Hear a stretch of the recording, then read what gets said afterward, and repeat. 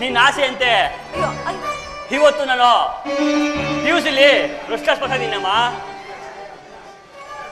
ಒಳ್ಳೇದು ಕಣ. ನೋಡು, ನಾವು ಪ್ರಯತ್ನ ಪಟ್ಟಾಗ ಮನುಷ್ಯ ಅದಕ್ಕೆ ಫಲ ಕೊಡದೇ ಇದ್ರು ಆ ದೇವ್ರ ಫಲ ಕೊಡ್ತಾನೆ ಅಂತ ನಿಮ್ಮಪ್ಪ ಹೇಳಿದ ಮಾತು ನಿಜ ಆಗೋಯ್ತಲ್ವೇನು? ಹೌದಮ್ಮ, ಅಪ್ಪನ ಮಾತು ಸತ್ಯವಾಯ್ತಮ್ಮ. ಅಮ್ಮ, ಅಪ್ಪ ಇಲ್ಲಮ್ಮ? ಅವರು ದೇವಸ್ಥಾನಕ್ಕೆ ಹೋಗಿದ್ದಾರೆ, ಇನ್ನೇನ್ ಬರ್ಬೋದು. ಈಗ ಬಂದಿದ್ಯಾ, ವಿಶ್ರಾಂತಿ ತಗೋ. ಕಾಫಿ ಏನಾದ್ರೂ ಮಾಡ್ಕೊಂಡ್ ಬರ್ಲಾ? ಅಮ್ಮ, ಒಂದು ಚಿಂತೆ ಪರಿಹಾರ ಆಯ್ತು ಅನ್ನೋಷ್ಟರಲ್ಲಿ ಇನ್ನೊಂದು ಚಿಂತೆ ತಲೆ ಮೇಲೆ ಬಂದು ಕೂತಿದ್ಯಮ್ಮ ನನ್ನ ಮನದಲ್ಲಿ. ಅದ್ಯಾವ ಚಿಂತೆ ಕಾಡ್ತಿದ್ಯೋ? ಇಲ್ಲಿ ನೋಡಮ್ಮ, ಇವತ್ತಿನ ಪೇಪರ್ನಲ್ಲಿ ರೈಲ್ವೆ ಡಿಪಾರ್ಟ್ಮೆಂಟ್ ಅವರು ಕೆಲಸಕ್ಕೆ ಅರ್ಜಿ ಕರೆದಿದ್ದಾರೆ. ಈ ಕೆಲಸಕ್ಕೆ ನಾನು ಅರ್ಜಿ ಹಾಕ್ಬೋದು, ಆದ್ರೆ ಸಂತೋಷ ಅಲ್ವೇನೋ? ಹಾಕೋ. ಅಮ್ಮ, ನನ್ನ ದುರಾದೃಷ್ಟ ಅಮ್ಮ, ಈ ಅರ್ಜಿ ಹಾಕೋಕೆ ನನ್ನ ಹತ್ರ 1000 ರೂಪಾಯಿ ಇಲ್ಲಮ್ಮ. ಎಂತ ಪಾಪಿ ಜನ್ಮ ನಮ್ಮ ನಂದು. ರಘು, ಯಾಕೋ ಇಷ್ಟು ನಿರಾಶನಾಗ್ತೀಯ? ನೋಡು, ಆ ದೇವ್ರನ್ನ ನಂಬುದ್ರೆ ಯಾವ್ದಾದ್ರೂ ಒಂದು ರೂಪದಲ್ಲಿ ಬಂದು ಕೈ ಹಿಡಿದು ಕಾಪಾಡ್ತಾನೆ. ನಿನ್ಗೆ ಹೇಳೋದೇ ಮರ್ತೆ, ಮೊನ್ನೆ ರಾಮಕೃಷ್ಣಣ್ಣ ಸಿಕ್ಕಿದ್ರು. ರೇಣುಕಮ್ಮವ್ರೆ, ಏನಾದ್ರೂ ಸಮಸ್ಯೆ ಆದ್ರೆ ಬಂದು ನನ್ನನ್ನು ಕಾಣಿ, ನಾನು ಕೈಲಾದಷ್ಟು ಸಹಾಯ ಮಾಡ್ತೀನಿ ಅಂತ ಹೇಳಿದ್ದಾರೆ. ನಾನು ಹೋಗಿ ಅವ್ರ ಹತ್ರ ಹಣ ಇಸ್ಕೊಂಡ್ಬರ್ತೀನಿ. ನೀನೇನು ಯೋಚನೆ ಮಾಡ್ಬೇಡ, ಸರಿನಾ? ಆಯ್ತಮ್ಮ. ಅಯ್ಯೋ ದೇವ್ರೇ, ನನಗಾಗಿ ನನ್ನ ತಂದೆ ತಾಯಿಯರು ಅದೆಷ್ಟೊಂದು ಕಷ್ಟ ಪಡ್ಬೇಕಪ್ಪ.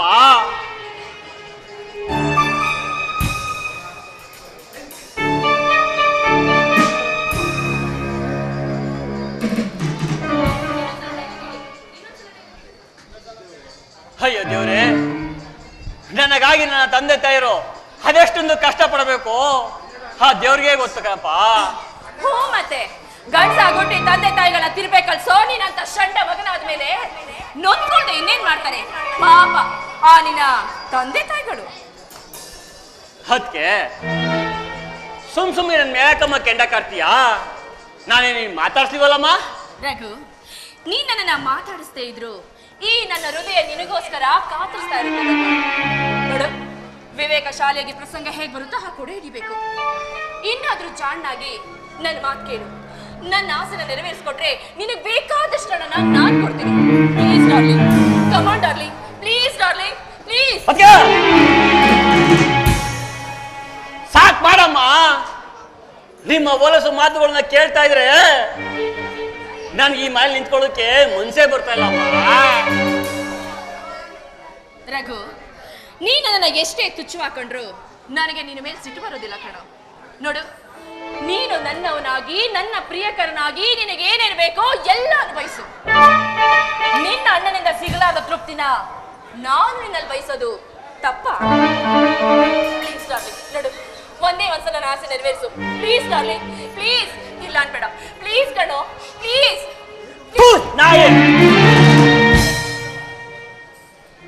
ಅಣ್ಣನ ಹೆಂಡತಿ ಅಂತ ಎಷ್ಟೇ ಮಣ್ಣನೆ ಕೊಟ್ರು ನಿಮ್ಮ ಹುಚ್ಚು ಕಲ್ಪನೆ ಬಿಡ್ಲೇವಲ್ಲ. ಇನ್ನೊಮ್ಮೆ ಕಾಮೋಂತಳಾಗಿ ಮೈ ಮೇಲೆ ಬಂದ್ರೆ ನಿಮ್ಗಿದೆ ಕಪಾಟ. ಎಲ್ಲ ತಿರುಕ ಇಷ್ಟು ಸೊಕ್ಕೇನೋ ನಿನಗೆ?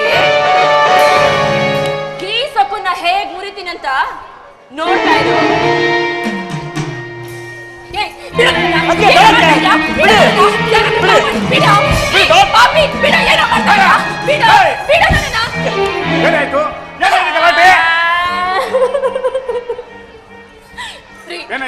ನೀವು ಬಂದಿದ್ದಕ್ಕೆ ನನ್ನ ಶೀಲ ಉಳಿತು, ಇಲ್ಲಾದಿದ್ರೆ ಈ ಪಾಪಿ ನನ್ನ ಶೀಲನೇ ಹಾಳು ಮಾಡ್ಬಿಡ್ತೀನಿ.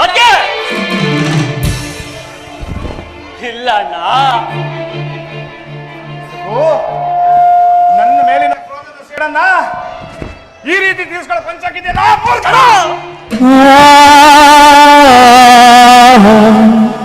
ಹತ್ಕೆ ಮೇಲೆ ಬಲಾತ್ಕಾರ ಮಾಡಕ್ ಹೋಗಿದೆಯಲ್ಲ, ಅವಳೇನು ಈ ಮನೆ ವೇಸಿ ಅಂತ ತಿಳ್ಕೊಂಡಿದ್ದೇನೋ? ಹವಿವ್ಯಾಕಿ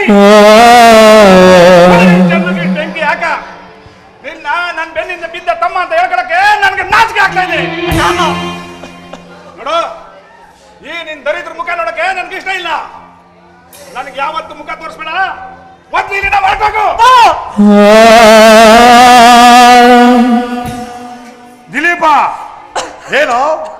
ಏನಾಗ ನಿಮ್ ಗ್ಲಾಟಿ? ಇನ್ನು ಏನಾಗ್ಬೇಕಪ್ಪ? ಇಲ್ಲಿವರೆಗೆ ಹಾಕಿದ ಅಣ್ಣನ ರೂಢ ಮುಟ್ಟಿಸಕ್ಕೆ ಹತ್ಕೆ ಮೇಲೆ ಬಲಾತ್ಕಾರ ಗೆದ್ದಿಸಿದ್ದಾನೆ ಈ ನಿಮ್ಮ ಚಿಕ್ಕ ಮಗ. ರಘು, ಏನು ನಿಮ್ಮ ಅಣ್ಣ ದಿಲೀಪ ಹೇಳ್ತಾ ಇರೋ ಮಾತು ಸತ್ಯ ಏನೋ? ನೀನ್ ನಾನೆತ್ತ ಮಗನೇನು? ನಾನು ಕೈ ತುತ್ಕೊಟ್ಟು ಬುದ್ಧಿ ಕಲ್ಸಿದ ಮಗನೇನೋ? ಇಂಥ ಕೆಟ್ಟ ಕೆಲ್ಸಕ್ಕೆ ಹೇಳ್ತೀರ ನೀಚ?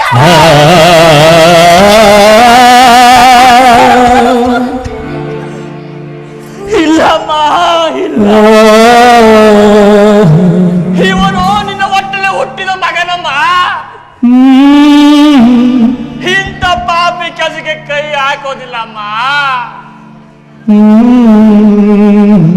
ನಿನ್ನ ಪಾದ ಸಾಕ್ಷಿ ಹೆಣಗು.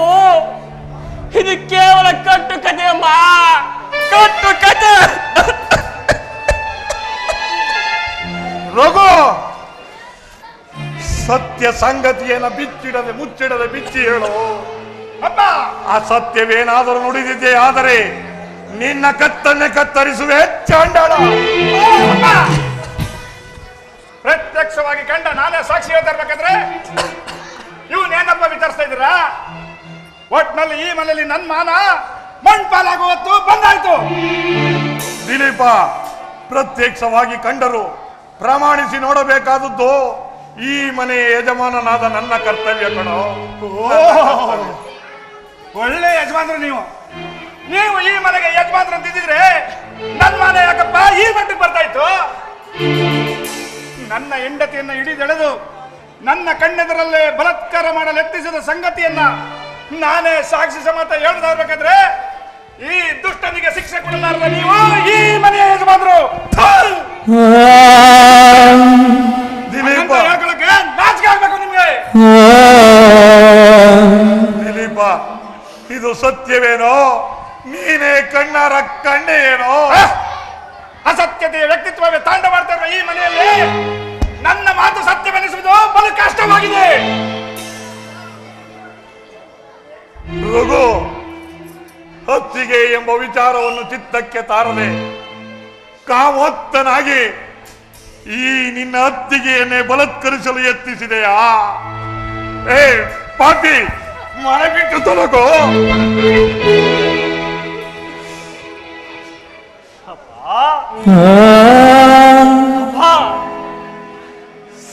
ಸಾರ ವಿಚಾರ ಮಾಡದೆ ಮನೆಯಿಂದ ಹೊರ ನೂಗ್ತಾ ಇದೆಯಪ್ಪ ಈ ನಿನ್ನ ಮಗನನ್ನ.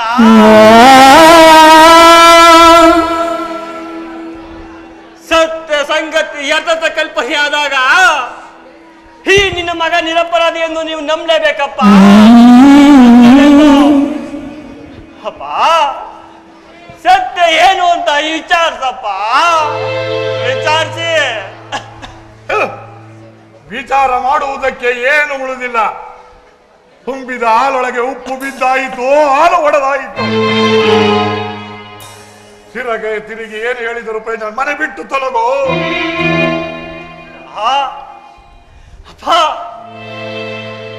ನಾನು ಅಪರಾಧಿ ಮಾಡಿದ್ದು ಎಂದು ಸತ್ಯವೆಂದು ನೀವು ನಂಬುದೇ ಆದರೆ ನೀವು ಯಾವ ಶಿಕ್ಷೆ ಕೊಟ್ಟರು ಅನುಭವಿಸಕ್ಕೆ ಸಿದ್ಧನಾಗಿದ್ದೀನಿ ಅಪ್ಪ, ಸಿದ್ಧನಾಗಿದ್ದೀನಿ.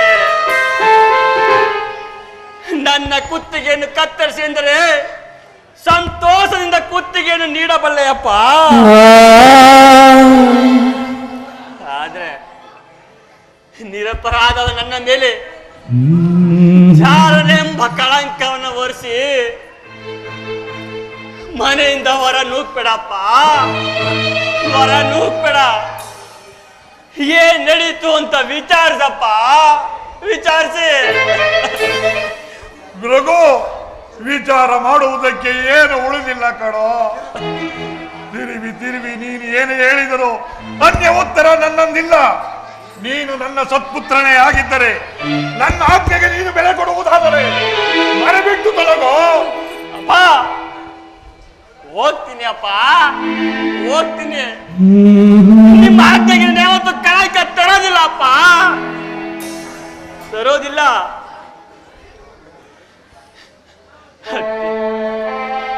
ಹತ್ತಿಗೆ ಫಲಿಸಲಾದ ಆಸೆಯ ಪ್ರತಿಕಾರ ತೀರಿಸಲು ಈ ಏಸ್ಗೆ ಆಟ ಹೂಡಿದೆ ತಾಯಿ. ಇದ್ದ ಸಂಗತಿಯನ್ನು ತದ್ದಿರುವಾಗಿ ತಿರುಗಿಸಿ ಈ ಮೈದನನ್ನ ಮನೆಯಿಂದ ಒಳ ಬಿಡಿಸಲು ಹೊಂಚು ಹಾಕಿದೆಯೇ ತಾಯೇ, ಹೊಂಚು ಹಾಕಿದೀಯಾ? ಅಣ್ಣ, ಆತ್ಮ ಬಂಧುವಿನ ನ್ಯಾಯ ಅನ್ಯಾಯ ವಿಚಾರಣೆ ಮಾಡದೆ ಮನೆಯಿಂದ ಹೊರ ನೂಗ್ತಾ ಇದೆಯಣ್ಣ ಈ ನಿನ್ನ ತಮ್ಮನನ್ನ.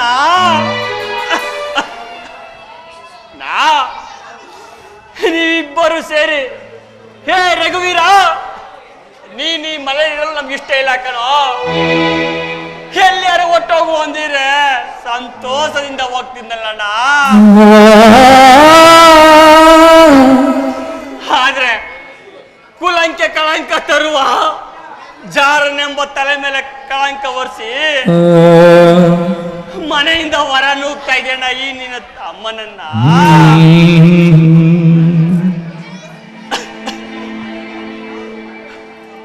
ಅತ್ತಿಗೆ ಇವತ್ತು ನಿನ್ನ ಮೈದಿನ ಮನೆ ಬಿಟ್ಟು ಹೋಗ್ತಾ ಇದ್ದೇನೆ. ಹೋಗೋ ಕೊನೆ ಕೇಳ್ಗಲಾರ ಸತ್ಯ ಏನು ಅಂತ ಹೇಳಿ ಅದಕ್ಕೆ ಸಂತೋಷದಿಂದ ಕೇಳಿ ಮನೆ ಬಿಟ್ಟು ಹೋಗ್ತೀನಿ ಅತ್ಯ, ಮನೆ ಬಿಟ್ಟು ಹೋಗ್ತೀನಿ. ನೀಚ, ನಿನ್ನ ನಿರಪರಾಧಿ ಅಂತ ಹೇಳೋದಿರ್ಲಿ, ಈ ನಿನ್ನ ಮುಖ ನೋಡೋದಕ್ಕೂ ನಾಚಿಕೆ ಆಗುತ್ತೆ. ಹೌದಮ್ಮ, ಹೌದು.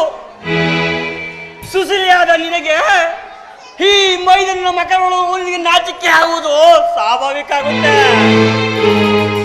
ಅತ್ತಿಗೆ ಹಿಂದೆಲ್ಲ ನಾಳೆ ಎಂದಾದರೂ ಒಂದು ದಿನ ಸತ್ಯ ಏನೋ ತಿಳಿದಾಗ ಹುತ್ತಲಿರುವ ಹಾವು ಕೂಡ ನಿಮ್ಮ ನಂಬಲಾತೋ ನಿಮ್ಮ ವೃತ್ತಿ ಜೀವನವನ್ನ. ಇದು ಸತ್ಯ ಎಂದು ತಿಳಿರಿ ಅತ್ತಿಗೆ, ಸತ್ಯ ಎಂದು ತಿಳಿರಿ.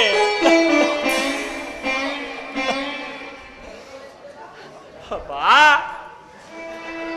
ಅಪ್ಪ,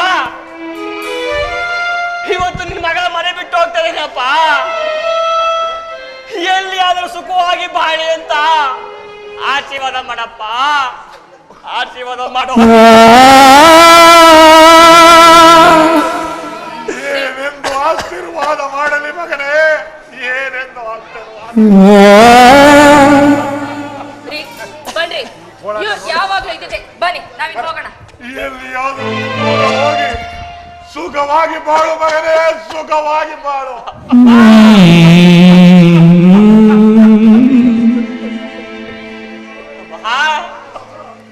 ಅಮ್ಮ, ಇವತ್ತೇ ಈ ಮನೆ ಸಂಬಂಧ ಕೊನೆ ಆಯ್ತಮ್ಮ.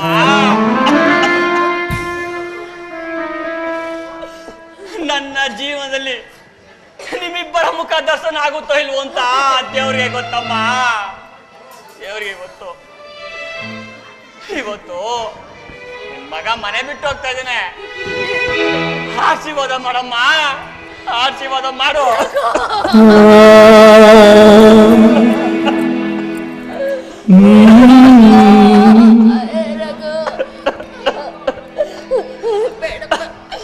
ಬೇಡವಾ, ಈ ಮನೆ ಬಿಟ್ಟು ಹೋಗ್ಬೇಡವಾ, ಅದು ತಡ್ಕೊಳ್ಳೋ ಶಕ್ತಿ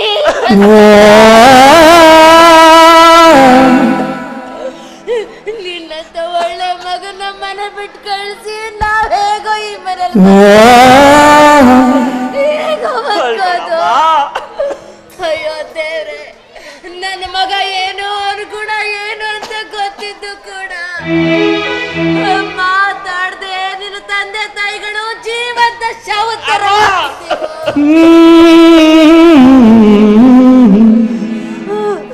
ರಘು,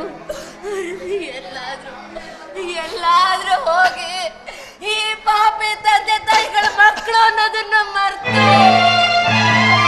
ನೀನಾದ್ರೂ ಚೆನ್ನಾಗಿ ಬದುಕೋ, ಬದುಕೋ.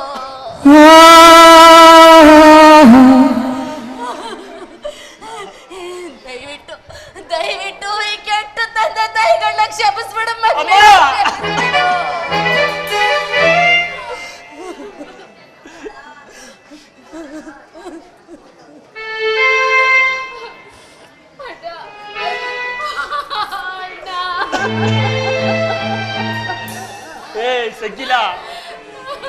ಯಾಕೆ ಹೇಳ್ತೀಯಾ?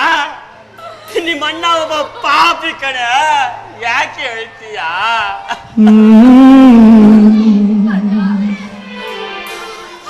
ಮಾತಾಡ್ಬೇಡ ಅಣ್ಣ. ನೋಡು, ನೀನೆಂತವ್ದು, ನಿನ್ನ ಅಂತರಾತ್ಮ ಎಂತದಂತ ನನಗೆ ಚೆನ್ನಾಗಿ ಗೊತ್ತಣ್ಣ. ಯಾರು ಏನ್ ಬೇಕಾದ್ರೂ ಹೇಳಿ, ನಮ್ಮಣ್ಣ ಇಂಥ ತಪ್ಪನ್ನ ಮಾಡಿಲ್ಲ ಅಂತ ನಾನ್ ನಂಬ್ತೀನಿ. ದಯವಿಟ್ಟು ನಮ್ಮನ್ನ ಬಿಟ್ಟು ಎಲ್ಲೂ ಹೋಗ್ಬೇಡ ಅಣ್ಣ.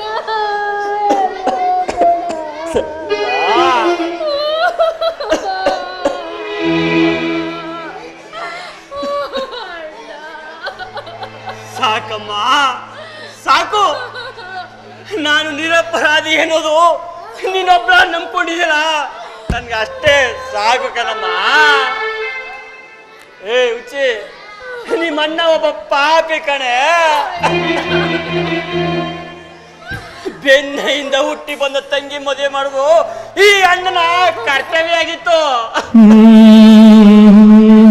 ಆದ್ರೆ ಈ ಜನ್ಮದಲ್ಲಿ ಆ ಭಾಗ್ಯ ಪಡ್ಕೊ ಬಂದಿಲ್ಲ ಅಮ್ಮ, ಪಡ್ಕೊ ಬಂದಿಲ್ಲ. ಮುಂದಿನ ಜನ್ಮ ಅಂತ ಹೊಂದಿದ್ರೆ ಮತ್ತೆ ನಿನ್ನ ಅಣ್ಣನಾಗಿ ಹುಟ್ಟಿ ನಿನ್ನ ಋಣ ತೀರಿಸ್ತೀನಿ ಅಮ್ಮ, ಋಣ ತೀರಿಸ್ತೀನಿ.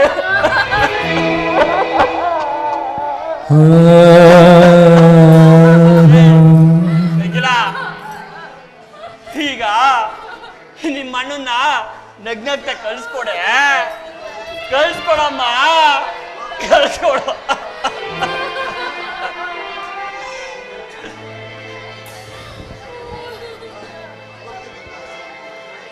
ಅಪ್ಪ, ಅಮ್ಮ ಬರ್ತೀನಿ ಅಮ್ಮ,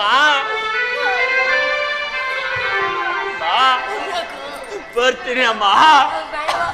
ತಪ್ಪು ಮಾಡುವುದು ಒಬ್ಬನಾದರೆ ದಂಡನೆ ಪಡುವುದು ಇನ್ಯಾರೋ, ದುಡಿಯುವ ಶಾಪಕ್ಕೆ ಒಬ್ಬನಾದರೆ ಸುಖಿಸುವವರಕ್ಕೆ ಇನ್ಯಾರೋ.